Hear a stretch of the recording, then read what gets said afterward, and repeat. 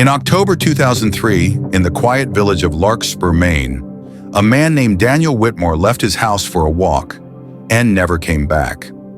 Daniel was 41, divorced, no kids, worked as a maintenance supervisor at a local factory. He was well-liked in the community, but mostly kept to himself. People remembered him as polite, a little sad, but dependable. The kind of man who always waved to his neighbors, but never stopped to chat. That foggy October morning, Daniel told his neighbor he was heading for his usual morning walk around Hartley Ridge, a looped trail in the woods behind the village, and that he'd be back in an hour. He wasn't. When Daniel didn't show up for his evening shift, the factory called his sister, who then called the police. A search began the next morning. Dozens of volunteers combed the forest. Dogs were brought in, drones, helicopters, everything. But no sign. It was as if Daniel Whitmore had simply disappeared. The trail wasn't dangerous. Locals hiked it all the time. No cliffs, no caves, no rivers deep enough to drown in. No signs of a struggle either.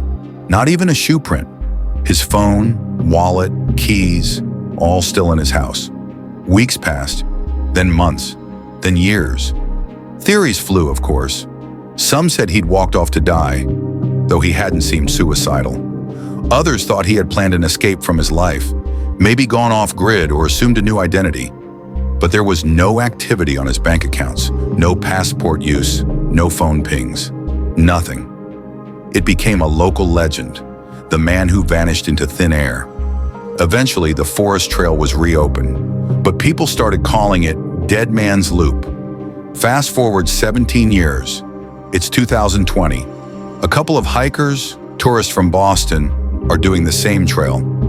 Dead Man's Loop. They take a wrong turn, end up in a dense, overgrown part of the forest that even locals avoid.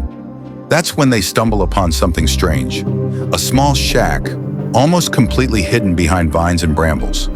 Inside is a dusty table, some old metal tins, a moldy mattress, and lying on the mattress is a skeleton, fully clothed.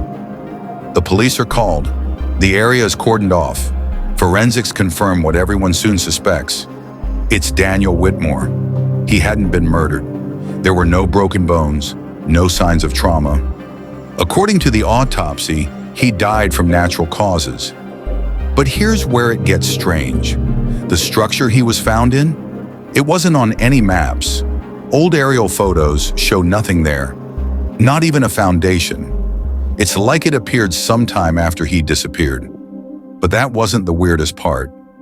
Inside the shack, investigators found notebooks, dozens of them, filled with Daniel's handwriting, and every single notebook was dated, organized, and written like a journal.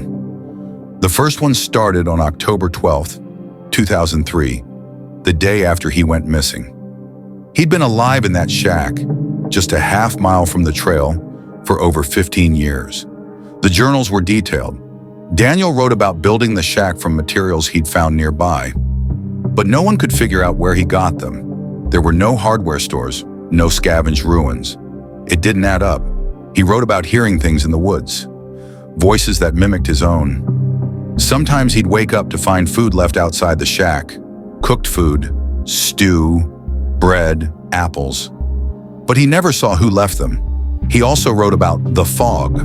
It would come every few days, thick, blinding. He described it as having a voice and said it sometimes whispered to him at night.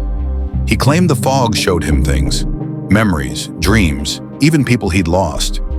One entry from 2011 simply read, "Mom was in the fog today. She looked younger than I remembered." His last entry was dated March 3rd, 2019. It read, "The fog hasn't come in 2 weeks. I think it's over. I think I'm really alone now.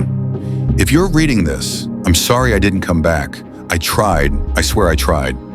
But the path never went the same way twice." No one knew what he meant by that, but searchers did note that the area around the shack was impossible to navigate with GPS. Devices glitched out, compasses spun.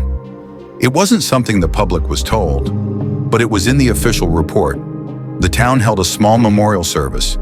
Daniel's sister, now in her 60s, spoke. She said she believed her brother got trapped in something not meant for us, but she was glad he had tried to leave clues, tried to tell his story. His journals were quietly taken by a research group from a nearby university that specialized in electromagnetic anomalies. The shack was demolished. The area was declared off limits. To this day, hikers say they hear strange things near the ridge. Whispers in the fog, footsteps with no one around. Some even say they see a figure watching them from deep in the trees. A man in old faded clothes, just watching. But when they call out, he vanishes.